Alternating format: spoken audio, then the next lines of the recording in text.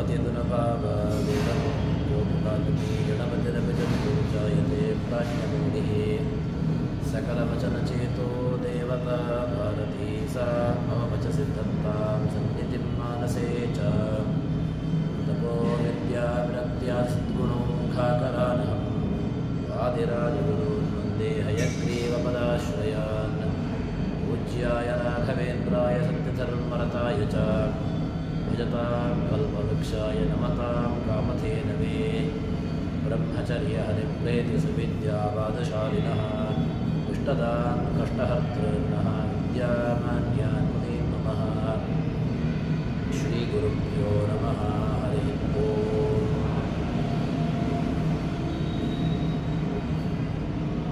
ಭಗವಂತ ಮೂರು ವಿಧವಾದಂತಹ ಕರ್ಮಗಳಲ್ಲಿ ತಾನು ಕೃಷ್ಣ, ಪರಶುರಾಮ, ಅದೇ ರೀತಿಯಾಗಿ ಹಯಗ್ರೀವ ರೂಪಕನಾಗಿ ಅಲ್ಲಿದ್ದುಕೊಂಡು ಆ ಎಲ್ಲ ಕರ್ಮಗಳನ್ನು ಜೀವರೊಳಗೆ ತಾನಿದ್ದುಕೊಂಡು ಮಾಡಿಸಿ ತಾನೇ ಅದನ್ನು ಮಾಡ್ತಾನೆ. ಆ ಜೀವರ ಕೈಯಿಂದ ಅದನ್ನು ಮಾಡಿಸ್ತಾನೆ. ಈ ರೀತಿಯಾಗಿ ಭಗವಂತ ಜೀವರುಗಳಿಗೆ ಅನುಗ್ರಹವನ್ನು ಮಾಡ್ತಾನೆ ಅಂತ ಜಗನ್ನಾಥದಾಸರು ಅದರ ವಿಚಾರವನ್ನು ನಮ್ಮ ಮುಂದೆ ತಿಳಿಸಿಕೊಟ್ರು. ಅದಾದ ಮೇಲೆ ಕರ್ಮವನ್ನು ಭಗವಂತನಿಗೆ ಅರ್ಪಣೆ ಮಾಡಬೇಕು ಎಂಬ ವಿಚಾರವನ್ನು ಹಿಂದೆ ಹೇಳಿದರು. ಯಾಕೆ ಅಂತ ಕೇಳಿದ್ರೆ, ಕರ್ಮದ ಅಧಿಪತಿಯಾಗಿರತಕ್ಕಂಥವನು ಭಗವಂತ. ಅಂತಹ ಕರ್ಮಾಧ್ಯಕ್ಷನಾಗಿರತಕ್ಕಂತಹ ಭಗವಂತನಿಗೆ ಸಕಲ ಕರ್ಮಗಳನ್ನು ಕೂಡ ಅರ್ಪಣೆ ಮಾಡಬೇಕು ಅಂತ ಅದರ ವಿಚಾರವನ್ನು ಯಾವ ರೀತಿಯಾಗಿ ಭಗವಂತನಿಗೆ ಆ ಕರ್ಮವನ್ನು ಅರ್ಪಣೆ ಮಾಡಬೇಕು ಅಂತ ಕೇಳಿದರೆ, ಅದಕ್ಕೆ ಒಳ್ಳೆಯ ದೃಷ್ಟಾಂತವನ್ನು ಕೊಟ್ಟು ನಮಗೆ ಅರ್ಥ ಮಾಡಿಸ್ತಾರೆ. ಅನಲ ಪಕ್ವವ ಗೈಸಿದನ್ನವ ಅನಲನೊಳು ಹೋಮಿಸುವ ತೆರದಂದಿ ಅನಿಮೇಷನು ಮಾಡಿಸಿ ಅಖಿಲ ಕರ್ಮಗಳ ಮನ ವಚನ ಕಾಯದಲ್ಲಿ ತಿಳಿದನು ದಿನದಿ ಕೊಡು ಶಂಕಿಸದೆ ವೃಜಿನಾರ್ದನ ಸದಾ ಕೈಗೊಂಡು ಸಂತೈಸುವನು ತನ್ನವರ. ಜಗನ್ನಾಥದಾಸರು ಏನು ಹೇಳ್ತಾ ಇದ್ದಾರೆ ಅಂತ ಕೇಳಿದರೆ, ಕರ್ಮದ ಸಮರ್ಪಣೆಯನ್ನು ಭಗವಂತನಿಗೆ ಅರ್ಪಣೆ ಮಾಡಬೇಕು ಅಂತ. ಯಾಕೆ ಅಂತ ಕೇಳಿದರೆ, ಕರ್ಮ ಯಾರ ಅಧೀನವಾಗಿ ಇದೆಯೋ ಜೀವನು ಕೇವಲ ನಿಮಿತ್ತ ಮಾತ್ರ. ಎಲ್ಲ ಕರ್ಮಗಳನ್ನು ಭಗವಂತ ಆ ಒಳಗಿದ್ದುಕೊಂಡು ಜೀವರೊಳಗೆ ತಾನಿದ್ದುಕೊಂಡು ಪ್ರವೇಶ ಮಾಡಿ ಅವರ ಕೈಯಿಂದ ಆ ಕರ್ಮವನ್ನು ಮಾಡಿಸ್ತಾನೆ.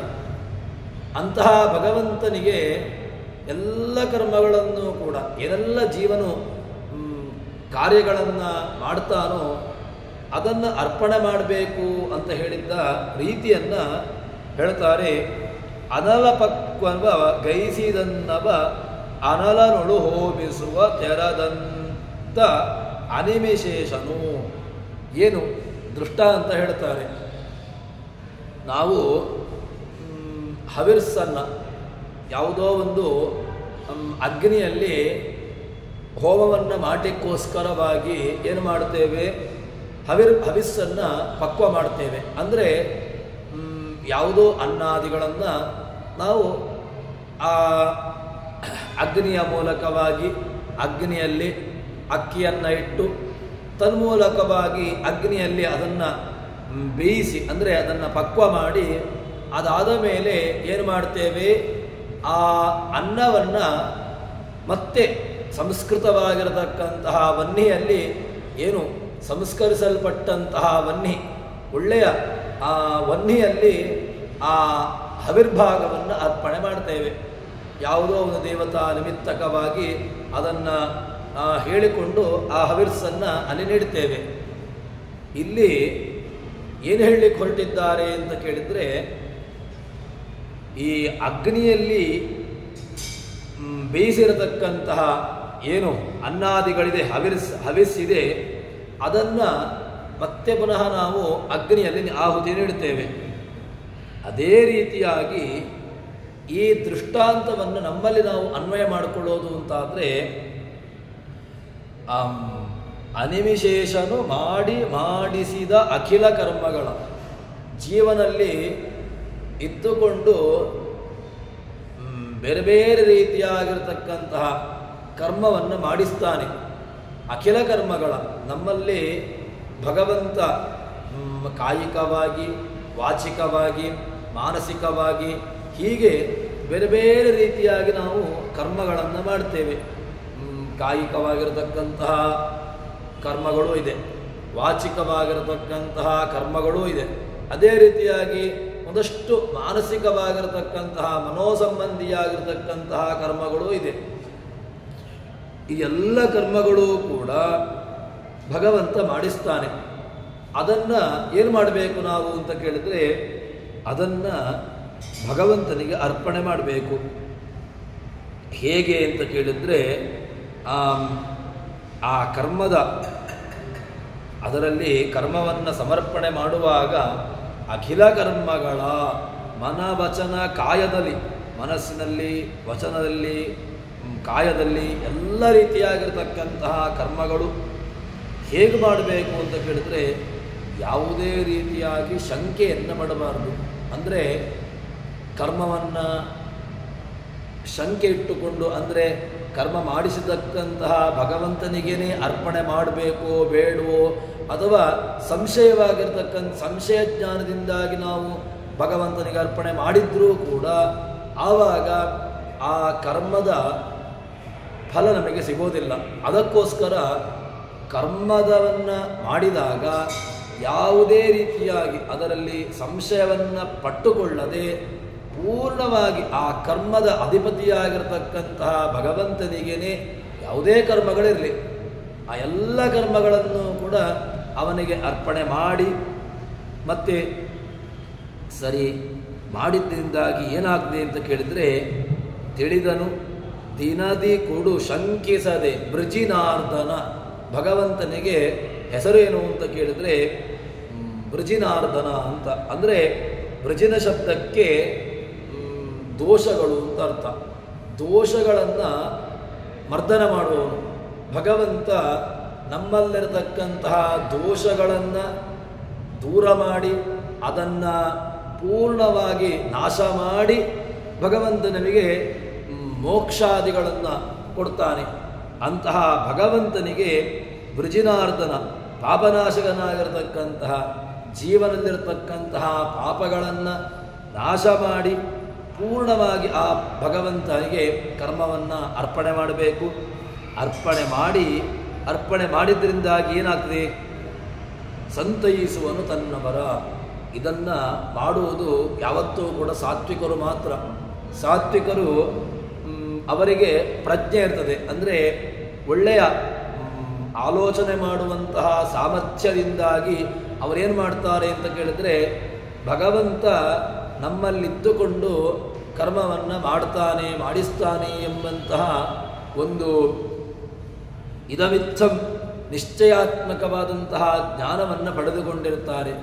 ಅಂಥವರು ಆ ಕರ್ಮವನ್ನು ಭಗವಂತನಿಗೇನೆ ಅವರು ಅರ್ಪಣೆ ಮಾಡ್ತಾರೆ. ಇಂತಹ ಭಗವಂತನಿಗೇನೆ ನಾವು ಅರ್ಪಣೆ ಮಾಡಬೇಕು. ದೃಷ್ಟಾಂತ ಒಂದು ಕೊಟ್ಟರು, ಹವಿಸ್ಸು. ಅಗ್ನಿಯಲ್ಲೇ ಪಚನೆ ಮಾಡುವಂತಹ ಹವಿರ್ಭಾಗ, ಹವಿಸ್ಸು, ಅದು ಮತ್ತೆ ಪುನಃ ಅಗ್ನಿಯಲ್ಲೇ ನಾವು ಅದನ್ನು ಆಹುತಿಯನ್ನು ನೀಡುವಂತಹದ್ದು. ಆ ಅಗ್ನಿ ಅದರಲ್ಲಿ ಸಂಸ್ಕೃತವಾಗಿರತಕ್ಕಂತಹ ಅಗ್ನಿ ಎಂಬುದನ್ನು ಇಟ್ಟುಕೊಳ್ಳುವ ಮತ್ತೆ. ಆದರೆ ಯಾವುದೋ ಒಂದು ಅಗ್ನಿಯಲ್ಲಿ ನಾವು ಅದನ್ನು ಪಚನ ಮಾಡ್ತೇವೆ. ಆ ಅಗ್ನಿಯನ್ನು ಪಚನ ಮಾಡಿ ತದನಂತರ ಅದನ್ನು ಅರ್ಪಣೆ ಮಾಡುವಂತಹದ್ದು ಮತ್ತೆ ಪುನಃ ಅಗ್ನಿಗೇನೆ. ಆ ಅಗ್ನಿಯಲ್ಲಿ ನಾವು ಭಗವಂತನನ್ನು ಸ್ಮರಣೆ ಮಾಡ್ತೇವೆ, ದೇವತಾ ವಿಚಾರಕವಾಗಿ ಅದನ್ನು ಇದನ್ನು ಮಮ ಅಂತ ಎಂಬುದಾಗಿ ಅದನ್ನು ಉದ್ದೇಶ ತ್ಯಾಗದ ಪೂರ್ವಕವಾಗಿ ನಾವು ಅದನ್ನು ಮಾಡ್ತೇವೆ. ಅದು ಮತ್ತೆ. ಆದರೆ ಏನು ಹವಿರ್ಭಾಗವನ್ನು ನಾವು ಪಚನ ಮಾಡುವಂತಹದ್ದಿದೆ, ಆ ಪಚನ ಮಾಡುವಂತಹದ್ದು ಅಗ್ನಿಯಲ್ಲಿ, ಮತ್ತೆ ಪುನಃ ಹವಿರ್ಭಾಗವನ್ನು ನೀಡುವುದು ಕೂಡ ಅಗ್ನಿಯಲ್ಲಿಯೇ. ಅದೇ ರೀತಿಯಾಗಿ ಜೀವ ಕರ್ಮವನ್ನು ಮಾಡ್ತಾನೆ, ಕರ್ಮದ ಅಧಿಪತಿಯಾಗಿರತಕ್ಕಂತಹ ಭಗವಂತ ಮಾಡ್ತಾನೆ, ಮಾಡಿಸ್ತಾನೆ, ಮತ್ತೆ ತಾನೇ ಅದನ್ನು ಸ್ವೀಕಾರ ಮಾಡ್ತಾನೆ. ಹೀಗೆ ಆ ಭಗವಂತ ನಾವು ನಿತ್ಯದಲ್ಲಿಯೂ ಕೂಡ ಮಾಡುವಂತಹ ವೈಶ್ವದೇವ, ಅದೇ ರೀತಿಯಾಗಿ ಔಪಾಸನೆ ಇತ್ಯಾದಿಗಳಲ್ಲಿ ಈ ಚಿಂತನೆ ಎಂಬುದು ಅತೀ ಅವಶ್ಯಕವಾಗಿರತಕ್ಕಂತಹದ್ದು. ಯಾಕೆ ಅಂತ ಕೇಳಿದ್ರೆ, ನಾವು ವೈಶ್ವದೇವ ಔಪಾಸನಾದಿಗಳನ್ನು ಮಾಡುವಾಗ ಅದರಲ್ಲೇ ಈ ಭಗವತ್ ಚಿಂತನೆ ಎಂಬುದು ಅತೀ ಮುಖ್ಯವಾಗಿರತಕ್ಕಂತಹದ್ದು. ಒಂದು ವೇಳೆ ನೀವು ಆ ಭಗವತ್ ಚಿಂತನೆ ರಹಿತವಾಗಿ ಮಾಡಿದ್ರೂ ಕೂಡ ಅದಕ್ಕೆ ಫಲ ಇಲ್ಲ, ನಿಷ್ಫಲವಾಗಿಬಿಡ್ತದೆ. ಅದಕ್ಕೋಸ್ಕರ ಭಗವಂತ ನಮ್ಮೊಳಗಿದ್ದುಕೊಂಡು ಎಲ್ಲ ಕರ್ಮಗಳನ್ನು ಮಾಡಿಸ್ತಾನೆ ಎಂಬಂತಹ ಒಂದು ಚಿಂತನೆಯನ್ನಿಟ್ಟುಕೊಂಡು ನೀವು ಕರ್ಮವನ್ನು ಮಾಡಿದ್ರಿ ಅಂತಾದರೆ ಭಗವಂತ ಅದಕ್ಕೆ ಅನುಗ್ರಹವನ್ನು ಮಾಡ್ತಾನೆ ಎಂಬುದಾಗಿ ಹೇಳ್ತಾರೆ. ಇದಕ್ಕೆ ಒಳ್ಳೆಯ ಪುರಾಣಗಳ ಮಾತು ಕೂಡ ನಮಗೆ ಸಿಗ್ತದೆ. ಅದೇನು ಅಂತ ಕೇಳಿದ್ರೆ, ಕೆರೆಯ ನೀರನ್ನು ಕೆರೆಗೆ ಚೆಲ್ಲಿ ಇತ್ಯಾದಿಗಳೆಲ್ಲವೂ ಕೂಡ ಭಗವಂತ ಕೊಟ್ಟಿರತಕ್ಕಂತಹ ಸಂಪತ್ತು, ಅದನ್ನು ಭಗವಂತನಿಗೆ ಅರ್ಪಣೆ ಮಾಡುವಂತಹದ್ದು. ಅದೇ ರೀತಿಯಾಗಿ ಭಗವಂತ ಜೀವನಲ್ಲಿದ್ದುಕೊಂಡು ಕರ್ಮವನ್ನು ಮಾಡುತ್ತಾನೆ, ಮಾಡಿಸ್ತಾನೆ. ಅಂತಹ ಮಾಡಿಸುವಂತಹ ಭಗವಂತನಿಗೇನೆ ಆ ಕರ್ಮದ ಪೂರ್ಣವಾಗಿರತಕ್ಕಂತಹ ಜವಾಬ್ದಾರಿಯನ್ನು, ಅದರ ಪೂರ್ಣವಾಗಿರತಕ್ಕಂತಹ ಭಾರವನ್ನು, ಫಲವನ್ನು ಅವನಿಗೆ ಅರ್ಪಣೆ ಮಾಡಬೇಕು. ಇದೇ ಹರಿಕಥಾಮೃತ ಸಾರದಲ್ಲಿ ನದಿಯ ಜಲ ನದಿಗೆರೆವ ತೆರದಂದದಲ್ಲಿ ಎಂಬಂತಹ ಮಾತು ಬಂದಿದೆ. ಅಂದರೆ ನದಿಯ ಜಲ ಅದು ನದಿಗೇನೆ ಮತ್ತೆ ಪುನಃ ಸೇರಿಕೊಂಡು ಅದರಲ್ಲಿಯೇ ಅದು ಸೇರಿಕೊಂಡಿರ್ತದೆ. ಅದೇ ರೀತಿಯಾಗಿ ಭಗವಂತ ನಮ್ಮೊಳಗೆ ಜೀವನಲ್ಲಿದ್ದುಕೊಂಡು ಅದನ್ನು ಮಾಡ್ತಾನೆ, ಮಾಡಿಸ್ತಾನೆ. ಮತ್ತೆ ಪುನಃ ಅದಕ್ಕೆ ಬೇಕಾಗಿರತಕ್ಕಂತಹ ಸರಿಯಾದಂತಹ ಜೀವನಿಗೆ ಅನುಸಾರವಾಗಿ ಎಷ್ಟು ಫಲವನ್ನು ಕೊಡಬೇಕೋ ಅದಕ್ಕೆ ಫಲವನ್ನು ನೀಡುತ್ತಾನೆ ಎಂಬುದಾಗಿ ಹೇಳುತ್ತಾರೆ. ಇನ್ನು ಇದೇ ವಿಚಾರವನ್ನು ನಾವು ನಿತ್ಯದಲ್ಲಿಯೂ ಕೂಡ ಹೇಳುವಂತಹ ಮಾತಿನಲ್ಲಿ ಯಾವುದು ಸಂಧ್ಯಾ ವಂದನೆ, ಪೂಜೆ ಇತ್ಯಾದಿಗಳು ನಾವು ಇದನ್ನು ಹೇಳ್ತೇವೆ. ಕಾಯೇನ ವಾಚ ಮನಸ ಇಂದ್ರಿಯೇರ್ವ ಬುದ್ಧ್ಯಾತ್ಮನಾವ ಅನುಸೃತ ಸ್ವಭಾವಂ ಕರೋಮಿ ಯದ್ಯತ್ ಸಕಲಂ ಪರಸ್ಮಿ ನಾರಾಯಣ ಈತಿ ಸಮರ್ಪಯಾಮಿ ಎಂಬಂತಹ ಮಾತು ಸದಾಚಾರ ಸ್ಮೃತಿಯಲ್ಲಿ ಆಚಾರ್ಯರು ಇದನ್ನು ಉದ್ಧಾರ ಮಾಡಿದ್ದಾರೆ.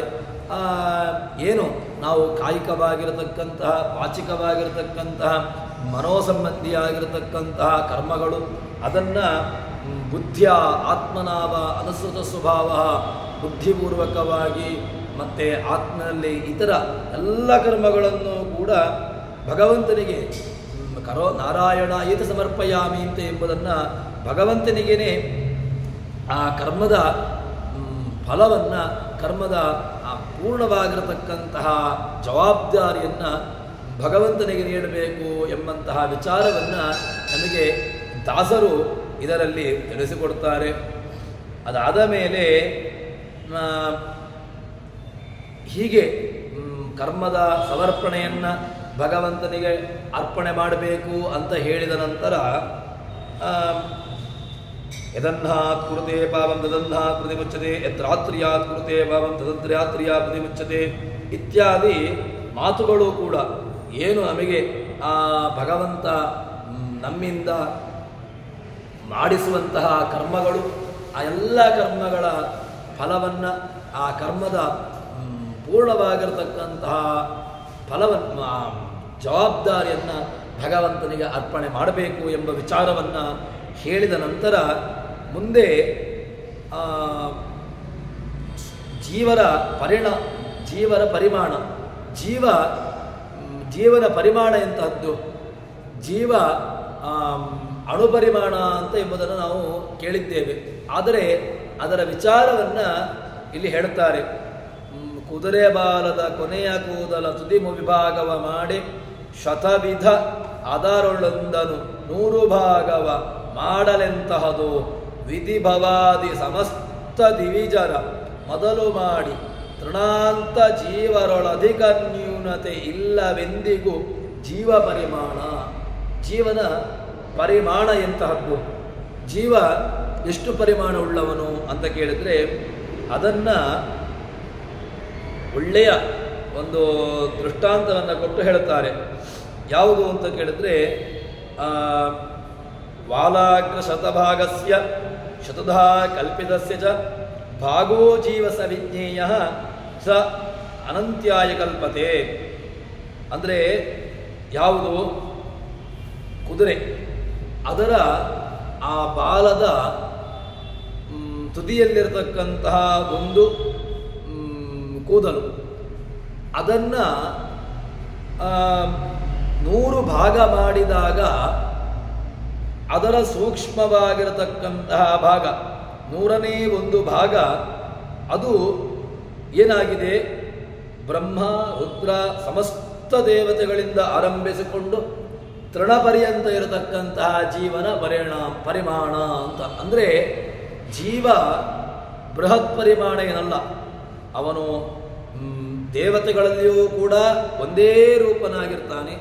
ಅಲ್ಲೂ ಕೂಡ ಏನು ಆ ಅಶ್ವದ ಕೂದಲ ಕೊನೆಯ ಭಾಗದ ಆ 100ನೇ 1 ಭಾಗ ಏನಿದೆ ಅದನ್ನು ನೀವು ತುಂಡು ಮಾಡಿದಾಗ ಏನು ನಿಮಗೆ ಲೆಕ್ಕ ಸಿಗ್ತದೆ ಅಷ್ಟೇ ನಿಮಗೆ ಜೀವನ ಪರಿಮಾಣ.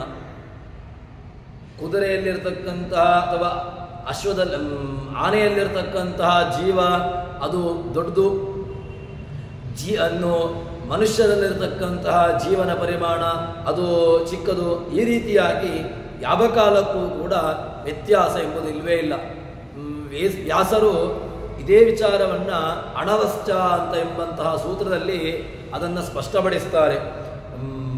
ಏನು ಭಗವಂತನಿಗೆ ಸೂಕ್ಷ್ಮದರ್ಶಕ, ಅವನು ನಮ್ಮ ಸೂಕ್ಷ್ಮದರ್ಶಕ. ನಾವೀಗ ಸೂಕ್ಷ್ಮದರ್ಶಕ ಅಂತ ಹೇಳ್ತೇವೆ, ಆ ಸೂಕ್ಷ್ಮದರ್ಶಕದಲ್ಲಿಯೂ ಕೂಡ ಇದನ್ನು ನಾವು ಕಂಡುಹಿಡಿಯಲಿಕ್ಕೆ ಸಾಧ್ಯವೇ ಇಲ್ಲ. ಆನೆಯ ಕುದುರೆಯ ಒಂದು ಕೂದಲಿನ ಕೊನೆಯ 1 ಭಾಗದ ಅದನ್ನು 100 ಭಾಗಗಳನ್ನಾಗಿ ಮಾಡಿದಾಗ ಅದರಲ್ಲಿ ಸಿಗುವಂತಹ ಒಂದು ಏನು ಭಾಗ ಇದೆ ಅದು ಜೀವನ ಪರಿಮಾಣ ಅಂತ ಹೇಳಿದ್ರೆ, ಯಾವ ರೀತಿಯಾಗಿ ನಿಮ್ಮ ಬ್ಯಾಕ್ಟೀರಿಯಾ ಅಂತ ಏನು ಹೇಳ್ತೀರಿ, ಅಮೀಬಾ ಇತ್ಯಾದಿಗಳು, ಅದು ಕೂಡ ಕಾಣೋದಿಲ್ಲ. ಅದಕ್ಕೂ ಕೂಡ ಸೂಕ್ಷ್ಮದರ್ಶಕ ಬೇಕು. ಅದಕ್ಕಿಂತಲೂ ಕೂಡ ಸೂಕ್ಷ್ಮ ಭಗವಂತ, ಸೂಕ್ಷ್ಮಾತ್ ಸೂಕ್ಷ್ಮತರ ಅಂತಹ ಭಗವಂತ. ಅವನು ಆ ಭಗವಂತನ ಪರಿಮಾಣ, ಜೀವನ ಪರಿಮಾಣ ಇಷ್ಟು ಸಣ್ಣದಾಗಿರತಕ್ಕಂತಹದ್ದು ಎಂಬುದಾಗಿ ಹೇಳ್ತಾರೆ. ಇದರಲ್ಲಿ 100 ಅಂತ ಹೇಳಿದಾಗ ಆ 100 ಅದು ಎಲ್ಲ ರೀತಿ ಜೀವರಲ್ಲಿ ಬ್ರಹ್ಮಾದಿ ಸಕಲ ಜೀವರಾಶಿಗಳದ್ದು ಕೂಡ ಇದೆ. ಬ್ರಹ್ಮನಲ್ಲಿ ದೊಡ್ಡ ಪರಿಮಾಣದಲ್ಲಿರ್ತಾನೆ ಜೀವ, ಅಥವಾ ಈ ರೀತಿಯಾಗಿ ಕಲ್ಪನೆ ಇಲ್ಲವೇ ಇಲ್ಲ. ಬ್ರಹ್ಮಾದಿಗಳಲ್ಲೂ ಕೂಡ ಭಗವಂತ ಒಂದೇ ರೀತಿಯಾಗಿರತಕ್ಕಂತಹ ಜೀವನ ಪರಿಮಾಣ. ಅದೇ ರೀತಿಯಾಗಿ ಸಾಮಾನ್ಯವಾಗಿರತಕ್ಕಂತಹ ಜೀವರಾಶಿಗಳನ್ನು ನೀವು ಇಟ್ಟುಕೊಂಡರೂ ಕೂಡ ಅದರಲ್ಲಿರತಕ್ಕಂತಹ ಜೀವನ ಪರಿಮಾಣವೂ ಕೂಡ ಅದು ಅಷ್ಟೇ, ಹೊರತು ವ್ಯತ್ಯಾಸವಾಗಲಿಕ್ಕೆ ಸಾಧ್ಯವೇ ಇಲ್ಲ. ಇಂತಹ ಭಗವಂತನ ಇಷ್ಟು ದೊಡ್ಡ ಅದ್ಭುತವಾಗಿರತಕ್ಕಂತಹ ಒಂದು ಸಾಮರ್ಥ್ಯ, ಇಷ್ಟು ದೊಡ್ಡ ಏನು ಜಗತ್ತನ್ನು ಸೃಷ್ಟಿ ಮಾಡಿದ್ದಾನೆ ಭಗವಂತ. ಅಂತಹ ಜಗತ್ತಿನಲ್ಲಿ ಜೀವರುಗಳು ಎಷ್ಟಿದ್ದಾರೆ ಅಂತ ಕೇಳಿದರೆ ತತ್ವನಿರ್ಣಯ ನಮಗೆ ಅದನ್ನು ಪುರಾಣಗಳು ಹೇಳಿದೆ. ತತ್ವನಿರ್ಣಯದಲ್ಲಿ ನಮಗೆ ಇದನ್ನು ನಾವು ಅರ್ಥ ಮಾಡಿಕೊಳ್ಳಬಹುದು. ಪರಮಾಣು ಪ್ರದೇಶೇ ಹ್ಯನಂತಹ ಜೀವರಾಶಯ ಸೂಕ್ಷ್ಮತ್ವಾದಿ ಶಕ್ತಿವ ಸ್ಥೂಲ ಅಪಿ ಸಂಸ್ಥಿತಾ. ಪರಮಾಣು ಪ್ರದೇಶೇಪಿ, ಒಂದು ಸಣ್ಣ ಪರಮಾಣು ಒಂದು ಪ್ರದೇಶ ಅಂದಿಟ್ಟುಕೊಳ್ಳಿ, ಆ ಪರಮಾಣು ಪ್ರದೇಶದಲ್ಲಿಯೂ ಕೂಡ ಅನಂತವಾಗಿರತಕ್ಕಂತಹ ಜೀವರಾಶಿಗಳು, ಸಾಮಾನ್ಯ ಅಲ್ಲ, ಅನಂತವಾಗಿರತಕ್ಕಂತಹ ಜೀವರಾಶಿಗಳಿದೆ ಅಂತ ಹೇಳ್ತಾರೆ. ಸೂಕ್ಷ್ಮತ್ವಾತ್, ಅದೆಲ್ಲವೂ ಕೂಡ ಸೂಕ್ಷ್ಮವಾಗಿರತಕ್ಕಂತಹದ್ದು. ಈಶಶಕ್ತೀವ, ಅದನ್ನು ಕಾಣಬೇಕು ಅಂತಾದರೆ ಭಗವಂತನ ಶಕ್ತಿ, ಕೇವಲ ಭಗವದ್ ಅನುಗ್ರಹ ಇದ್ದರೆ ಮಾತ್ರ ಅವೆಲ್ಲವೂ ಕೂಡ ಕಾಣಲಿಕ್ಕಾಗುವಂತಹದ್ದು ಅಂತ ಹೇಳ್ತಾರೆ. ಹೀಗೆ ಆ ವಿಚಾರವನ್ನು, ಜೀವನ ಪರಿಮಾಣ ಇದೆಲ್ಲವೂ ಕೂಡ ಅತ್ಯದ್ಭುತವಾಗಿರತಕ್ಕಂತಹದ್ದು. ಏನು ಭಗವಂತನ ಇಷ್ಟು ದೊಡ್ಡ ಜಗತ್ತು, ಅದರಲ್ಲಿರತಕ್ಕಂತಹ ಸೃಷ್ಟಿಯಾದಿಗಳು ಏನಾಗಿದೆ, ಇಷ್ಟೆಲ್ಲ ಅಣೋರಣೀಯಾನ್ ಮಹತೋ ಮಹೀಯಾನ್, ಅಣುವಿಗಿಂತ ಅಣು ಭಗವಂತ ಅಣುವಾಗಿರತಕ್ಕಂತಹ, ನೀವು ಏನು ಪರಮಾಣುಗಳನ್ನಿಟ್ಟುಕೊಂಡರೂ ಕೂಡ ಅದಕ್ಕಿಂತಲೂ ಅಣು, ಮಹತ್ತಾಗಿರತಕ್ಕಂಥ ವಸ್ತುಗಳನ್ನಿಟ್ಟುಕೊಂಡರೂ ಕೂಡ ಅದಕ್ಕಿಂತಲೂ ಕೂಡ ಮಹತ್. ಹೀಗೆ ಅಂತಹ ಭಗವಂತನಿಗೇನೆ ಇಷ್ಟು ಸಾಮರ್ಥ್ಯವನ್ನು ಹೇಳ್ತಾರೆ. ಆದ್ದರಿಂದ ಭಗವಂತನ ಇಷ್ಟು ಸಾಮರ್ಥ್ಯ, ಅವನ ಜಗತ್ತಿನ ಸೃಷ್ಟ್ಯಾದಿಗಳನ್ನು ನೀವು ಚಿಂತನೆ ಮಾಡುವಾಗ ಇದನ್ನೆಲ್ಲ ಗಮನಿಸಬೇಕು. ಆದರೆ ಜೀವನ ಪರಿಮಾಣವನ್ನು ಹೇಳಿದಾಗ ಜೀವನ ಪರಿಮಾಣ ಒಂದೇ ಲೆಕ್ಕ, ಯಾವುದೋ ಒಂದು 100ನೇ ಅಂತ ಇಟ್ಟುಕೊಂಡಾಗ, ಹಾಗಿದ್ರೆ ಬ್ರಹ್ಮಾದಿಗಳಲ್ಲಿರತಕ್ಕಂತಹ ಜೀವನಿಗೂ ಅಥವಾ ಇನ್ನಿತರ ಜೀವರಾಶಿಗಳಲ್ಲಿರತಕ್ಕಂತಹ ಜೀವನಿಗೂ ಸಾಮರ್ಥ್ಯ ಒಂದೇನಾ ಅಂತ ಕೇಳಿದ್ರೆ ಇಲ್ಲ. ಯಾಕೆ ಅಂತ ಕೇಳಿದ್ರೆ ಬ್ರಹ್ಮಾದಿಗಳಲ್ಲಿರತಕ್ಕಂತಹ ಜೀವರಾಶಿಗಳಿಗೆ ಅದು ಸಾಮರ್ಥ್ಯ ಜಾಸ್ತಿ. ಯಾಕೆ? ಭಗವಂತ ಆ ವ್ಯವಸ್ಥೆಯಲ್ಲಿ ಬ್ರಹ್ಮಾದಿಗಳಲ್ಲಿ, ರುದ್ರಾದಿಗಳಲ್ಲಿ, ಬ್ರಹ್ಮ, ರುದ್ರ, ಇಂದ್ರ ಇತ್ಯಾದಿಗಳಲ್ಲಿರತಕ್ಕಂತಹ ಜೀವರಾಶಿಗಳಲ್ಲಿ ಭಗವಂತ ಏನು ಮಾಡ್ತಾನೆ ಅಂತ ಕೇಳಿದ್ರೆ, ಆ ಉತ್ತಮ ಜೀವರಲ್ಲಿರತಕ್ಕಂತಹ ಸಾಮರ್ಥ್ಯ ಮಾತ್ರ ಅದು ಅತ್ಯದ್ಭುತ, ಸಾಮಾನ್ಯ ಅಲ್ಲ. ನೀವು ಆ ಭಗವಂತನನ್ನು ನೀವು ಚಿಂತನೆ ಮಾಡುವಾಗ, ಭಗವಂತನ ವ್ಯವಸ್ಥೆಯನ್ನು ನೀವು ನೋಡ್ತೀರಿ ಅಂತ ಆದರೆ ಅದು ಸಾಮಾನ್ಯವಾಗಿ ನಮ್ಮ ಕಲ್ಪನೆಗೆ ಮೀರಿದ್ದು. ಭಗವಂತ ಈ ಜಗತ್ತಿನ ಸೃಷ್ಟ್ಯಾದಿಗಳನ್ನು ಮಾಡ್ತಾನೆ. ಅಂತಹ ಭಗವಂತ ಈ ಜಗತ್ತನ್ನು ಸೃಷ್ಟಿ ಮಾಡಿದಾಗ ಅದಕ್ಕೆ ಆಯಾಯ ಜೀವನಿಗೆ ಅವರವರ ಯೋಗ್ಯತಾನುಸಾರವಾಗಿ ಭಗವಂತ ಏನು ಮಾಡ್ತಾನೆ, ಅದಕ್ಕೆ ಅನುಗ್ರಹವನ್ನು ಮಾಡ್ತಾನೆ. ಬ್ರಹ್ಮದೇವರು ಏನು ಮಾಡ್ತಾರೆ ಅಂತ ಕೇಳಿದರೆ, ಬ್ರಹ್ಮ ಅವನಿಗೆ ಸಾಮರ್ಥ್ಯ ಭಗವಂತ ಕೊಟ್ಟದ್ದು ಏನು ಅಂತ ಕೇಳಿದರೆ, ಇಡೀ ಜಗತ್ತಿನ ಸೃಷ್ಟ್ಯಾದಿಗಳನ್ನು ಮಾಡುವ ಮೂಲಕವಾಗಿ ಭಗವಂತ ಬ್ರಹ್ಮ ಸೃಷ್ಟಿಕರ್ತ ಅಂತ ಅನಿಸಿಕೊಳ್ತಾನೆ. ಆದರೆ ಬ್ರಹ್ಮದೇವರು ಸೃಷ್ಟಿಕರ್ತ ಅಂತ ಆಗಬೇಕು ಅಂತಾದರೆ ಭಗವಂತ ಅಲ್ಲಿ ತಾನು ಇದ್ದುಕೊಂಡು ಬ್ರಹ್ಮಣಿ ಬ್ರಹ್ಮರೂಪೋಸೌ ಶಿವರೂಪಿ ಶಿವೇ ಸ್ಥಿತಃ ಅಂತ ಎಂಬಂತಹ ಮಾತಿನ ಪ್ರಕಾರವಾಗಿ ಭಗವಂತ ಬ್ರಹ್ಮನಲ್ಲಿ ಬ್ರಹ್ಮನಾಮಕನಾಗಿ ಬ್ರಹ್ಮರೂಪಕನಾಗಿ ಅಲ್ಲಿದ್ದುಕೊಂಡು ಜಗತ್ತಿನ ಸೃಷ್ಟ್ಯಾದಿಗಳನ್ನು ರುದ್ರನಲ್ಲಿ ರುದ್ರನಾಮಕನಾಗಿ ರುದ್ರರೂಪನಾಗಿ ಅಲ್ಲಿರ್ತಾನೆ. ಇನ್ನು ಅದಾದ ಮೇಲೆ ಹೀಗೆ ಅವರವರಲ್ಲಿ ತಾನಿದ್ದುಕೊಂಡು ಪ್ರವೇಶ ಮಾಡಿ ಅವರವರ ಕರ್ತವ್ಯವನ್ನು ತಾನು ಮಾಡಿಸ್ತಾನೆ ಎಂಬುದನ್ನು ನಾವು ಅರ್ಥ ಮಾಡಿಕೊಳ್ಳಬೇಕು. ಇದು ಭಗವಂತನ ಒಂದು ಅತ್ಯದ್ಭುತವಾದಂತಹ ಸಾಮರ್ಥ್ಯಕ್ಕೆ ನಮಗೊಂದು ನಿದರ್ಶನ. ಯಾಕೆ ಅಂತ ಕೇಳಿದರೆ, ಭಗವಂತನ ಈ ಜಗತ್ತನ್ನು ನಾವು ನೋಡಿದಾಗ ಭಗವಂತನ ಅತ್ಯದ್ಭುತವಾಗಿರ್ತಕ್ಕಂತಹ ಸಾಮರ್ಥ್ಯದ ನಮಗೆ ಅರಿವಾಗಲಿಕ್ಕೆ ಸಾಧ್ಯ. ಬಹುಚಿತ್ರ ಜಗತ್ ಬಹುಧಾಕರಣಾತ್ ಪರಶಕ್ತಿರನಂತ ಗುಣ ಪರಮಃ ಎಂಬಂತಹ ಏನು ಮಾತುಗಳಿದೆ, ಆಚಾರ್ಯರ ಮಾತು, ಇದು ನಮಗೆ ಅರ್ಥವಾಗ್ಲಿಕ್ಕೆ ಸಾಧ್ಯ. ಇಲ್ಲಿ ನಾವು ಯಾವುದನ್ನೋ ಒಂದು ಸಣ್ಣ ನಮ್ಮ ಲೌಕಿಕವಾಗಿರತಕ್ಕಂತಹ ದೃಷ್ಟಾಂತದಲ್ಲಿ ನಾವು ಅಮೀಬಾವನ್ನು ಏನು ಹೇಳ್ತೇವೆ, ಅದು ಸೂಕ್ಷ್ಮ ಅಂತ ಹೇಳಿ ಅದನ್ನು ಮುಗಿಸಿಬಿಡ್ತೇವೆ. ಅಮೀಬ ಎಂಬುದು ಅದು ಸೂಕ್ಷ್ಮ, ಅದು ಬರಿಯ ಕಣ್ಣಿಗೆ ನಮಗೆ ಅದು ಕಾಣಸಿಗೋದಿಲ್ಲ. ಅದಕ್ಕೋಸ್ಕರ ನಾವೇನು ಮಾಡಬೇಕು, ಅದಕ್ಕೆ ಈ ಯಾವುದೋ ಒಂದು ಸೂಕ್ಷ್ಮವಾಗಿರ್ತಕ್ಕಂತಹ ಜೀವರಾಶಿಯನ್ನು ನೋಡಬೇಕು ಅಂತಾದರೆ ಅದಕ್ಕೊಂದು ಸೂಕ್ಷ್ಮದರ್ಶಕದ ವ್ಯವಸ್ಥೆ ಬೇಕು. ಅಂತಹ ಸೂಕ್ಷ್ಮದರ್ಶಕದ ಮೂಲಕವಾಗಿ ಅದನ್ನು ನಾವು ಕಾಣಬಹುದು ಅಂತ. ಆದರೆ ಜೀವನನ ನಾವು ಈ ಯಾವ ಸೂಕ್ಷ್ಮದರ್ಶಕಗಳ ಮೂಲಕವಾಗಿಯೂ ಕೂಡ ನಮಗೆ ಕಾಣಲಿಕ್ಕೆ ಸಾಧ್ಯವೇ ಇಲ್ಲ. ಯಾಕೆ ಅಂತ ಕೇಳಿದರೆ, ನೀವು ಯಾವ ವ್ಯವಸ್ಥೆಗಳನ್ನು ಇಟ್ಟುಕೊಂಡು ನೀವು ಜೀವ ಈಗ ಈ ಶರೀರದಲ್ಲಿದ್ದಾನೆ. ಇರತಕ್ಕಂತಹ ಜೀವನನ್ನು ಅವನನ್ನು ನೋಡಬೇಕು ಅಂತ ಹೇಳಿದರೆ ಯಾವ ರೀತಿಯಾಗಿ ಏನಾದರೂ ಕೂಡ ಒಂದು ಮಾಧ್ಯಮ ಉಂಟು ಅವನನ್ನು ಕಾಣಲಿಕ್ಕೆ. ಹೊರಗಿರತಕ್ಕಂತಹ ಈ ಚರ್ಮದಿಂದ ಪ್ರಾವೃತವಾಗಿರತಕ್ಕಂತಹ ಶರೀರವನ್ನು ನೀವು ನೋಡ್ಬೋದು.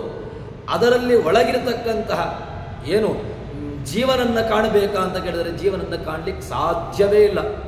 ನೀವು ಎಷ್ಟೇ ಬೇಕಾದರೂ ಕೂಡ ಬಂಧನ ಮಾಡಿ ಆ ಹೊರಗೆ ಹೋಗುವಂತಹ ಜೀವನನ್ನು ನಾನು ನೋಡಬೇಕು ಅಂತ ಹೇಳಿದರೆ ಸಾಧ್ಯವೇ ಇಲ್ಲ.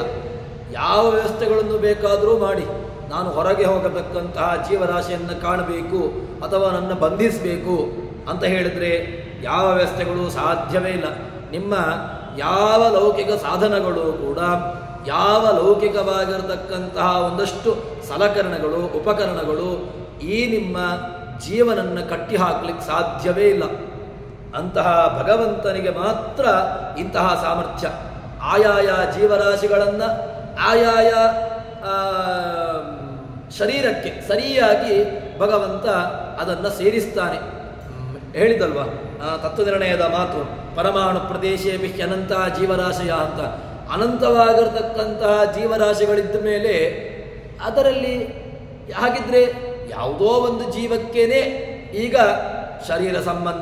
ಶರೀರ ಸಂಬಂಧಿಯಾಗಿ ಅದಕ್ಕೆ ಸುಖ, ಅದಕ್ಕೆ ದುಃಖ, ಅದಕ್ಕೆ ಬಂಧನ, ಅದಕ್ಕೆ ವಿಮೋಚನ ಈ ರೀತಿಯಾಗಿರುವಂತಹದ್ದು. ಇಲ್ಲದಿದ್ದರೆ ಈ ಪರಮಾಣು ಪ್ರದೇಶದಲ್ಲಿ ಇಷ್ಟು ದೊಡ್ಡ ಸ್ಥಳದಲ್ಲಿ ಎಷ್ಟೋ ಜೀವರಾಶಿಗಳಿದ್ದ ಮೇಲೆ ಯಾಕೆ ಆ ಜೀವರಾಶಿಗಳು ನಮಗೆ ಕಾಣುವುದಿಲ್ಲ? ಮತ್ತು ಆ ಜೀವರಾಶಿಗಳಿಗೆ ಯಾಕೆ ಈ ಬಂಧಕಗಳು ಇಲ್ಲ? ಅಥವಾ ಇದೆಲ್ಲವೂ ಕೂಡ ಪ್ರಶ್ನೆಯಾಗಿ ನಮಗೆ ಕೂತುಕೊಳ್ತವೆ. ಅದಕ್ಕೋಸ್ಕರ ಇದೆಲ್ಲವೂ ಕೂಡ ಭಗವಂತನ ಒಂದು ಅತ್ಯದ್ಭುತವಾಗಿರತಕ್ಕಂತಹ ಒಂದು ವ್ಯವಸ್ಥೆ. ಏನು ಮಾಡಿದ್ದಾನೆ ಭಗವಂತ ಅಂತ ಕೇಳಿದ್ರೆ, ಯಾವುದೋ ಒಂದು ಜೀವರಾಶಿಯನ್ನು ಈ ಶರೀರಕ್ಕೆ ತಂದು ಹಾಕಿದ್ದಾನೆ. ಏನು ಮಾಡ್ತಾನೆ ಅಂತ ಕೇಳಿದ್ರೆ, ಅವನಿಗೆ ಅವನ ಪ್ರಾರಬ್ಧ ಕರ್ಮದಕ್ಕನುಸಾರವಾಗಿ ಅವನು ಎಷ್ಟೋ ವರ್ಷ, ಒಂದು 10 ವರ್ಷ, 20 ವರ್ಷ, 60 ವರ್ಷ, 80 ವರ್ಷ, 100 ವರ್ಷ, 120 ವರ್ಷ ಎಷ್ಟಾದರೂ ಇರಲಿ, ಅಂತೂ ಅವನವನ ಯೋಗ್ಯತಾನುಸಾರವಾಗಿ ಅವನು ಅಲ್ಲಿರ್ತಾನೆ. ಮತ್ತೆ ಅಲ್ಲಿ ಮುಗಿದ ಮೇಲೆ ಅಲ್ಲಿಂದ ಭಗವಂತ ಏನು ಮಾಡಿಸ್ತಾನೆ ಅಂತ ಕೇಳಿದ್ರೆ, ಅಲ್ಲಿಂದ ಅವನನ್ನು ಕಳಿಸ್ತಾನೆ ಜೀವನನ್ನು. ಅದು ಭಗವಂತನ ಒಂದು ವ್ಯವಸ್ಥೆಯಲ್ಲಿ ದ್ರವ್ಯಂ ಕರ್ಮ ಚಕಾಶ್ಚ ಯದನುಗ್ರಹ ತಸ್ಸಂತಿ ನಸಂತಿ ಯದುಪೇಕ್ಷೆಯ. ಇದೆಲ್ಲವೂ ಕೂಡ ಯಾರ ಅನುಗ್ರಹದಿಂದ ಉಂಟು ಅಂತ ಕೇಳಿದ್ರೆ ಅವನ ಅನುಗ್ರಹ. ನಸಂತಿ ಯದುಪೇಕ್ಷೆಯ, ಅವನು ಉಪೇಕ್ಷೆ ಮಾಡಿದ ಅಂತ ಹೇಳಿದ್ರೆ ಇವುಗಳಿಗೆ ಅಸ್ತಿತ್ವವೇ ಇಲ್ಲ. ಆದ್ದರಿಂದ ಜೀವನ ವ್ಯವಸ್ಥೆಯಲ್ಲಿ ಇದನ್ನು ನಾವು ಅರ್ಥ ಮಾಡಿಕೊಳ್ಳುವಂತಹದ್ದು ತುಂಬ ಅತಿ ಅವಶ್ಯಕ. ದಾಸರುಗಳು ಏನು ನಮಗೆ ಕನ್ನಡೀಕರಿಸಿ ಕೊಟ್ಟಿರತಕ್ಕಂತಹ ಮಾತುಗಳು ಅವರು ಸ್ವಂತವಾಗಿರತಕ್ಕಂತಹ ಮಾತುಗಳಲ್ಲ. ಆ ದಾಸರುಗಳು ಏನು ನಮಗೆ ಕೊಡ್ತಾ ಇದ್ದಾರೆ, ಕನಕದಾಸರು, ಜಗನ್ನಾಥದಾಸರು, ಗೋಪಾಲದಾಸರು, ವಿಜಯದಾಸರು, ಯಾವುದೇ ದಾಸರನ್ನು ನೀವು ಪುರಂದರಾದಿಗಳನ್ನು ಇಟ್ಟುಕೊಂಡ್ರೆ ಅದರಲ್ಲಿ ಅವರ ಮಾತುಗಳು ಅದು ಯಾವತ್ತೂ ಕೂಡ ಏನೋ ಒಂದು ಅವರು ಸ್ವಂತಕ್ಕೆ ಅವರಿಗೆ ಮನಸ್ಸಿಗೆ ಬಂದಂತೆ ಅವರು ಹೇಳಿದ್ದಾರೆ. ಅವರು ಅದಕ್ಕೆ ಅವರಿಗೆ ಏನೋ ಒಂದು ರೀತಿಯಾಗಿರತಕ್ಕಂತಹ ಚಾಪಲ್ಯ ಹೇಳಬೇಕು ಅಂತ ಇತ್ತು, ಅದಕ್ಕೋಸ್ಕರ ಮನಸ್ಸಿಗೆ ಬಂದಾಗ ಹೇಳಿದ್ದಾರೆ. ಇಲ್ಲವೇ ಇಲ್ಲ. ಅವರ ಮಾತುಗಳು ಅದು ಎಂತಹದ್ದು ಅಂತ ಕೇಳಿದ್ರೆ ಅದಕ್ಕೊಂದು ಒಳ್ಳೆಯ ಬೇಸ್, ಅದಕ್ಕೊಂದು ಒಳ್ಳೆಯ ರೀತಿಯಾಗಿರತಕ್ಕಂಥ ಒಂದು ಹಿನ್ನೆಲೆ ಇತ್ತು.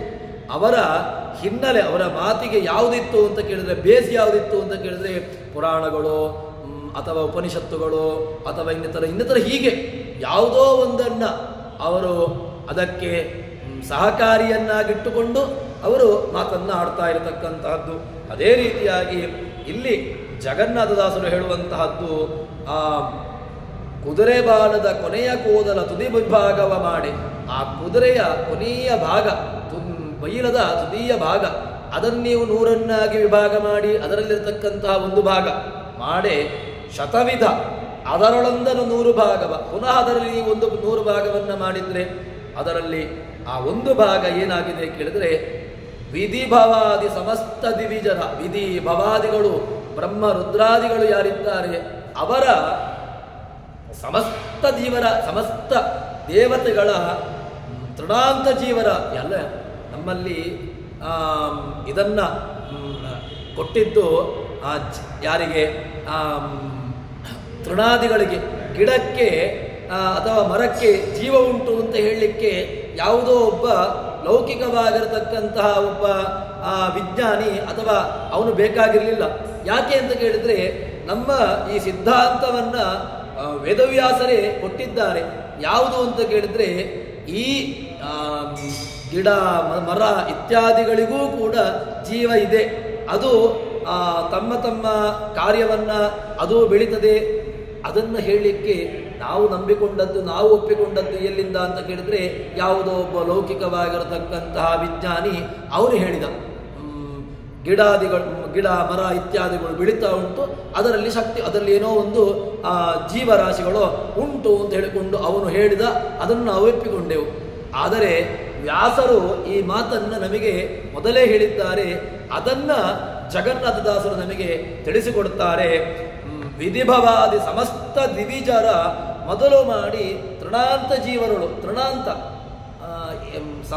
ಸಮಾಯಾತ ಏ ಮೋಕ್ಷ ಪದೇಚ್ಛವಃ ಅಂತ ರಾಮ ಕರ್ದಂತೆ. ಏನು, ತಾನು ಅವತಾರವನ್ನು ಸಮಾಪ್ತಿ ಮಾಡುವಾಗ ಸರಯೂ ನದಿಗೆ ತಾನು ಇನ್ನೇನು ತನ್ನ ಅವತಾರವನ್ನು ಸಮಾಪ್ತಿ ಮಾಡಬೇಕು ಅಂತ ಹೇಳಿಕೊಂಡು ಸರಯೂ ನದಿಗೆ ಹೋಗ್ತಾ ಇರುವಾಗ ಆವಾಗ ಅಲ್ಲಿ ಯಾರು ಬಂದರು ಅಂತ ಕೇಳಿದರೆ ಆಚಾರ್ಯ ಮಧ್ವರು ತಾತ್ಪರ್ಯ ನಿರ್ಣಯದಲ್ಲಿ ಹೇಳ್ತಾರೆ, ತೃಣಾದಿಗಳು ಕೂಡ ರಾಮನ ಜೊತೆಗೆ ತಮ್ಮ ಜೀವರುಗಳ ಅದರಲ್ಲಿ ತೃಣಾದಿಗಳನ್ನು ಭಗವಂತ ಕರೆದುಕೊಂಡು ಹೋದ ಅಂತ ಎಂಬುದಾಗಿ ಹೇಳ್ತಾರೆ. ಅಂದರೆ ತೃಣಾದಿಗಳಿಗೂ ಕೂಡ ಶಕ್ತಿ, ಅದರಲ್ಲಿ ಜೀವ ಎಂಬುದಿತ್ತು ಎಂಬುದನ್ನು ನಾವು ರಾಮಾಯಣ ಮಹಾಭಾರತ ಹೀಗೆ ಪುರಾಣಗಳನ್ನು ವೇದಗಳನ್ನು ಅವಲೋಕನ ಮಾಡಿದರೆ ನಮಗೆ ಸಿಗ್ತದೆ. ಅದಕ್ಕೋಸ್ಕರ ಇದನ್ನು ನಮಗೆ ಜಗನ್ನಾಥದಾಸರು ತಿಳಿಸಿಕೊಡ್ತಾರೆ.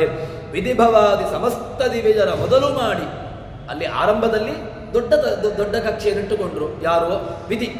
ಅವನು ಬ್ರಹ್ಮವಾಯು. ಅವರು ಭಗವಂತನನ್ನು ಬಿಟ್ಟ ಮೇಲೆ ಒಂದು ಕಕ್ಷೆಯಲ್ಲಿ ಉನ್ನತವಾಗಿರ್ತಕ್ಕಂಥವನು ಯಾರು ಅಂತ ಕೇಳಿದ್ರೆ ಅದು ಬ್ರಹ್ಮವಾಯುಗಳು. ಲಕ್ಷ್ಮೀದೇವಿ, ಭಗವಂತ, ಲಕ್ಷ್ಮೀದೇವಿ. ಅದಾದ ಮೇಲೆ ಅಲ್ಲಿ ಬ್ರಹ್ಮವಾಯುಗಳೇ ಇರುವಂತಹದ್ದು. ಅದಕ್ಕೋಸ್ಕರ ಆ ವಿಧಿಭವ ಅಂತ ಅಲ್ಲಿ ಆರಂಭದಿಂದ ಮೊದಲು ಮಾಡಿ ತೃಣಾಂತ ಜೀವರಾಶಿಗಳ ತನಕ ಇರತಕ್ಕಂಥವರು.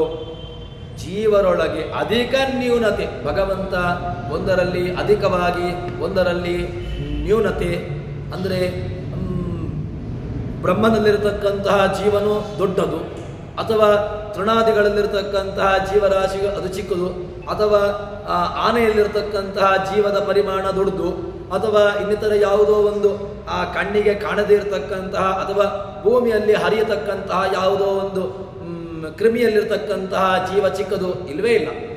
ಎಲ್ಲ ಕಡೆಗಳಲ್ಲೂ ಕೂಡ ಇರತಕ್ಕಂಥವನು. ಹೇಗೆ ಕೃಷ್ಣ ಹೇಳ್ತಾನಲ್ವ, ಎಲ್ಲ ಕಡೆಗಳ ಈ ಪಂಡಿತರು ಇದನ್ನು ನೋಡ್ತಾರೆ ಅಂತ, ಶುರಿಚೈವ ಶೋಭಾಕೇತ ಪಂಡಿತ ಸಮದರ್ಶಿನ ಅಂತ. ಭಗವಂತನನ್ನ ಕಾಣುವಂತಹ ಬಗೆ ಹೇಗೆ ಅಂತ ಕೇಳಿದರೆ ಎಲ್ಲ ಕಡೆಗಳಲ್ಲೂ ಸಮಾನವೇ. ನಾಯಿ ಅಥವಾ ಪಂಡಿತನಲ್ಲಿರತಕ್ಕಂತಹ ಜೀವ ಅಲ್ಲಿ ದೊಡ್ಡದು ಚಿಕ್ಕದು ಇಲ್ಲವೇ ಇಲ್ಲ. ಅಲ್ಲಿರತಕ್ಕಂತಹ ಎಲ್ಲ ರೂಪಗಳು ಭಗವಂತನದ್ದು ಅಥವಾ ಜೀವರ ಪರಿಮಾಣ ಒಂದಿದೆ. ಆದರೆ ಯಾವುದೋ ಒಂದು ಸಣ್ಣ ಪುಟ್ಟ ವ್ಯತ್ಯಾಸಗಳು, ತಾರತಮ್ಯ ಎಂಬುದು ಇರ್ಬೋದಷ್ಟೇ ಹೊರತು ಭಗವಂತನಿಗೆ ಅಧಿಕ ನ್ಯೂನತೆ, ಜೀವರಲ್ಲಿ ಅಧಿಕ ನ್ಯೂನತೆ ಜೀವರಲ್ಲಿ ಆದರೂ ಕೂಡ ಒಪ್ಪಿಕೊಳ್ಬೋದು. ಯಾಕೆ ಅಂತ ಕೇಳಿದ್ರೆ ಬ್ರಹ್ಮನಿಗೆ ಏನು ಸಾಮರ್ಥ್ಯ ಉಂಟೋ ಆ ಸಾಮರ್ಥ್ಯ ರುದ್ರಾದಿಗಳಲ್ಲಿ ಉಂಟಾ? ಇಲ್ವೇ ಇಲ್ಲ. ಅಥವಾ ಇನ್ನಿತರ ಅದಕ್ಕಿಂತ ಕೆಳಗಿನ ಕಕ್ಷೆಯಲ್ಲಿರತಕ್ಕಂತಹ ಋಷಿ ಮುನಿಯಾದಿಗಳಲ್ಲಿ ನೀವು ಅದನ್ನು ಒಪ್ಪಿಕೊಳ್ಳಲಿಕ್ಕಾಗ್ತದಾ? ಇಲ್ವೇ ಇಲ್ಲ. ಯಾಕೆ? ಅಲ್ಲಿ ಆದರೂ ಕೂಡ ಆ ನ್ಯೂನತೆ ಇರ್ಬೋದು. ಆದರೆ ಆ ಪರಿಮಾಣ, ಜೀವನ ಪರಿಮಾಣದಲ್ಲಿ ಕಿಂಚಿತ್ತೂ ನ್ಯೂನ ಇಲ್ಲ. ಜೀವ ಮಾತ್ರ ಒಂದೇ ಲೆಕ್ಕ.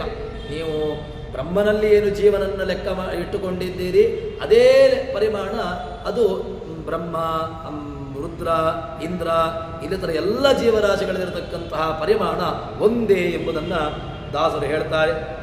ಅಧಿಕ ನ್ಯೂನ ಇಲ್ಲವೆಂದಿಗೂ ಜೀವ ಪರಿಮಾಣ, ಜೀವನ ಪರಿಮಾಣದಲ್ಲಿ ಯಾವ ಕಾಲಕ್ಕೂ ಕೂಡ ವ್ಯತ್ಯಾಸ ಆಗೋದೇ ಇಲ್ಲ ಎಂಬುದನ್ನು ಹೇಳ್ತಾರೆ. ಇದಕ್ಕೆ ವಿಷ್ಣು ಪುರಾಣದ ಮಾತನ್ನು ಕೂಡ ನಾವು ಅಂಗುಲ್ಯಸ್ಯ ಅಷ್ಟಭಾಗೋಪಿ ನಸೋಸ್ತಿ ಮುನಿಸತ್ತಮ ನಸಂತಿ ಪ್ರಾಣಿನೋ ಯತ್ರ ಕರ್ಮಬಂಧ ನಿಬಂಧನಾ ಎಂಬಂತಹ ಮಾತುಗಳನ್ನು ನಾವು ಇದನ್ನು ತಿಳ್ಕೊಳ್ಬೋದು. ಹೀಗೆ ಇದರಲ್ಲಿ ಇನ್ನೊಂದು ಅಂಶವನ್ನು ಹೇಳ್ತಾರೆ, ಸಾಂಶ ಜೀವರಾಶಿಗಳು ನಿರಂಶ ಜೀವರಾಶಿಗಳು ಎಂಬುದನ್ನು ಇಟ್ಟುಕೊಳ್ಬೋದು. ಈಗ ರಾಯರು, ವಾದಿರಾಜರು, ಜಯತೀರ್ಥರು, ಹೀಗೆ ದೊಡ್ಡ ದೊಡ್ಡ ಒಂದು ಜೀವಯೋಗ್ಯತೆ ಇಟ್ಟುಕೊಳ್ಳುವ ಅವರಲ್ಲಿರ್ತಕ್ಕಂತಹ ಜೀವರುಗಳು ಅವರೆಲ್ಲ ಏನು ಕೇಳಿದ್ರೆ ಸಾಂಶ ಜೀವರಾಶಿಗಳು. ಅವರೆಲ್ಲ ಹೇಗೆ ಅಂತ ಕೇಳಿದ್ರೆ ಅಂಶಸಹಿತರು ಆಗಿರತಕ್ಕಂಥವರು. ಏನೋ ನಿರಂಶ ಜೀವರಾಶಿಗಳು ಸಾಮಾನ್ಯವಾಗಿರತಕ್ಕಂತಹ ಮನುಷ್ಯರಲ್ಲಿ ಅವರಲ್ಲಿರ್ತಕ್ಕಂಥವರು. ಹೀಗೆ ಈ ಸಾಂಶ ಜೀವರಾಶಿಗಳು ನಿರಂಶ ಜೀವರಾಶಿಗಳು ಹೀಗೆ ಈ ವ್ಯತ್ಯಾಸಗಳನ್ನು ನಾವು ಅರ್ಥ ಮಾಡಿಕೊಳ್ಳಬೇಕು ಎಂಬುದಾಗಿ ನಮಗೆ ಜಗನ್ನಾಥದಾಸರು ಹೇಳುತ್ತಾರೆ. ಆದರೆ ಜೀವನ ಪರಿಮಾಣದಲ್ಲಿ ಮಾತ್ರ ಯಾವ ಕಾಲಕ್ಕೂ ಕೂಡ ವ್ಯತ್ಯಾಸ ಇಲ್ಲ ಎಂಬುದನ್ನು ಹೇಳ್ತಾರೆ. ಭಗವಂತನಿಗೆ ಹೆಸರು ಏನು ಅಂತ ಕೇಳಿದ್ರೆ ಸರ್ವಾಂತರಾತ್ಮನ್ ಅಂತ ಒಂದು ಕಡೆ ಅವನನ್ನು ಸಂಬೋಧನೆ ಮಾಡ್ತಾರೆ. ಭಗವಂತ ಎಲ್ಲಿದ್ದಾನೆ ಅಂತ ಕೇಳಿದಾಗ ಸರ್ವಾಂತರಾತ್ಮನ್, ಸರ್ವ ಅಂತರ್ಯಾಮಿ, ಏನು ಎಲ್ಲ ಕಡೆಗಳಲ್ಲೂ ಕೂಡ ವ್ಯಾಪ್ತಿ ಉಳ್ಳವನು ಭಗವಂತ ಅಲ್ವಾ. ಅಂತಹ ವ್ಯಾಪ್ತಿ ಉಳ್ಳಂತಹ ಭಗವಂತನಿಗೆ ಎಲ್ಲ ಜೀವ ಪರಿಮಾಣದ ವಿಚಾರವನ್ನು, ಆ ದೃಷ್ಟಾಂತವನ್ನು, ಇನ್ನೊಂದು ಲೌಕಿಕ ದೃಷ್ಟಾಂತವನ್ನು ಕೊಡ್ತಾರೆ. ಅದು ಯಾವುದು ಅಂತ ಕೇಳಿದ್ರೆ ಚಿನ್ನ ಬೆಳ್ಳಿ ಅಥವಾ ಯಾವುದೋ ಇನ್ನೊಂದು ಕಬ್ಬಿಣವನ್ನು ಇಟ್ಟುಕೊಳ್ಳಿ. ಚಿನ್ನ, ಬೆಳ್ಳಿ, ಕಬ್ಬಿಣ ಈ ಮೂರನ್ನು ನಾವು 1 kg ಇಟ್ಟುಕೊಳ್ಳುವ. ಇದರಲ್ಲಿರ್ತಕ್ಕಂತಹ ಪ್ರಮಾಣ ಒಂದೇ. ಚಿನ್ನವೂ 1 kg, ಬೆಳ್ಳಿಯೂ 1 kg, ಕಬ್ಬಿಣವೂ 1 kg. ಆದರೆ ಮೂರಲ್ಲಿರ್ತಕ್ಕಂತಹ ವ್ಯತ್ಯಾಸ ಏನು ಅಂತ ಕೇಳಿದ್ರೆ ಚಿನ್ನದ ಬೆಲೆ ಬೆಳ್ಳಿಗಿಲ್ಲ, ಬೆಳ್ಳಿಯ ಬೆಲೆ ಕಬ್ಬಿಣಕ್ಕಿಲ್ಲ. ಅದೇ ರೀತಿಯಾಗಿ ಈ ವ್ಯತ್ಯಾಸ ಇದ್ದೇ ಇದೆ. ಇದು ಸಾರ್ವಕಾಲಿಕವಾಗಿರತಕ್ಕಂತಹದ್ದು. ಚಿನ್ನ, ಬೆಳ್ಳಿ, ಕಬ್ಬಿಣ ಇತ್ಯಾದಿಗಳನ್ನು ನೀವು ಹೇಗೆ ಪರಿಮಾಣ ಒಂದೇ, ಆದರೆ ಅಲ್ಲಿರತಕ್ಕಂತಹ ವ್ಯತ್ಯಾಸ ಏನು ಅಂತ ಕೇಳಿದ್ರೆ ಪ್ರಮಾಣ ವ್ಯತ್ಯಾಸ. ಯಾವುದು? ಹಣದ ಪ್ರಮಾಣ. ಅದರಲ್ಲಿ ನೀವು ತಗೊಳ್ಳಿಕ್ಕೆ ಹೋಗುವಾಗಲೂ ಅಥವಾ ಅದನ್ನು ವಿಕ್ರಯ ಮಾಡುವಾಗ, ಕ್ರಯ ವಿಕ್ರಯ ಮಾಡುವಾಗ ಪ್ರಮಾಣ ಒಂದೇ ಆಗಿದ್ದರೂ ಕೂಡ ಅದರಲ್ಲಿ ಯಾವ ಕಾಲಕ್ಕೂ ಕೂಡ ಹಣ ವ್ಯತ್ಯಾಸ ಆಗಿದೆ, ಪರಿಮಾಣ ಮಾತ್ರ ವ್ಯತ್ಯಾಸ ಆಗುವುದೇ ಇಲ್ಲ. ಪರಿಮಾಣ ಒಂದೇ ಲೆಕ್ಕ, ಎಲ್ಲವೂ 1 kg. ಆದರೆ ವ್ಯತ್ಯಾಸ ಯಾವುದರಲ್ಲಿ ಅಂತ ಕೇಳಿದ್ರೆ ಅದರಲ್ಲಿರ್ತಕ್ಕಂತಹ ಕ್ರಯದಲ್ಲಿ ಮಾತ್ರ. ಅದೇ ರೀತಿಯಾಗಿ ಜೀವನಲ್ಲಿ ಆಗುವಾಗ ಏನು ವ್ಯವಸ್ಥೆ ಅಂತ ಕೇಳಿದ್ರೆ ಸಾಂಶ ಜೀವರಾಶಿಗಳು ನಿರಂಶ ಜೀವರಾಶಿಗಳು ಇವರೆಲ್ಲರೂ ಕೂಡ ಒಂದೇ. ಆದರೆ ಒಂದೇ ಅಂತ ಹೇಳಿದ್ರೆ ಅವರಲ್ಲಿರ್ತಕ್ಕಂತಹ ವ್ಯತ್ಯಾಸ ಯಾವುದು ಅಂತ ಕೇಳಿದ್ರೆ ಕೆಲವರಲ್ಲಿ ರಾಯರು ಇತ್ಯಾದಿಗಳನ್ನು ನಾವು ನಮಸ್ಕಾರ ಮಾಡುವಾಗ ಅಥವಾ ವಾದಿರಾಜರನ್ನು ಇವರಲ್ಲಿ ಕೂಡ ನಾವು ನಮಸ್ಕಾರಾದಿಗಳನ್ನು ಮಾಡುವಾಗ ಅವರಲ್ಲಿರತಕ್ಕಂತಹ ವ್ಯತ್ಯಾಸ ಏನು? ಸಾಂಶತ್ವ, ನಿರಂಶತ್ವ. ಇನ್ನು ಕೆಲವರೆಲ್ಲ ನಿರಂಶ ಜೀವರಾಶಿಗಳು, ಇನ್ನು ಕೆಲವು ವಿಭಾಗವನ್ನಿಟ್ಟುಕೊಂಡಾಗ ಅವರು ಸಾಂಶ ಜೀವರಾಶಿಗಳು. ಈ ರೀತಿಯಾಗಿ ನಾವು ವಿಭಾಗವನ್ನು ಮಾಡಿಕೊಂಡು ಜೀವನದಲ್ಲಿ ವ್ಯತ್ಯಾಸವನ್ನು ಮಾಡ್ತೇವೆ. ಹೀಗೆ ಇದು ನಮಗೆ ಜಗನ್ನಾಥದಾಸರು ಹರಿಕಥಾಮೃತ ಸಾರದ ಪುರಾಣದಲ್ಲಿ ಏನು ವಿಚಾರವನ್ನು ಹೇಳಿದ್ದಾರೆ ಅದನ್ನು ನಮಗೆ ಮನದಟ್ಟು ಮಾಡಿಕೊಳ್ಳುವಂತೆ ನಮಗೆ ಅದನ್ನು ಅರ್ಥೈಸ್ತಾ ಇದ್ದಾರೆ. ಈ ರೀತಿಯಾಗಿ ಇನ್ನಷ್ಟು ಇದರ ವಿಚಾರಗಳನ್ನು ಇನ್ನೂ ವಿಸ್ತೃತವಾಗಿ ಹೇಳ್ತಾ ಹೋಗ್ತಾರೆ. ಅದನ್ನು ಮುಂದೆ ಸೇರಿದಾಗ ನೋಡೋಣ ಅಂತ ಹೇಳುವಲ್ಲಿ ಹರಿಪ್ರಿಯತಾಂ ಶ್ರೀಕೃಷ್ಣಾರ್ಪಿತಮಸ್ತು. ಯಸ್ಸರ್ವರ್ಣ ಸಂಪೂರ್ಣ ಸರ್ವದೋಷವರ್ಜಿತ ಪ್ರಿಯತಾಂ ಪ್ರೀತೇ ಬಾಲಂ ವಿಷ್ಣುರಮೇ ಪರಮಸ್ವರತ್. ಶ್ರೀಕೃಷ್ಣಾರ್ಪಿತಮಸ್ತು.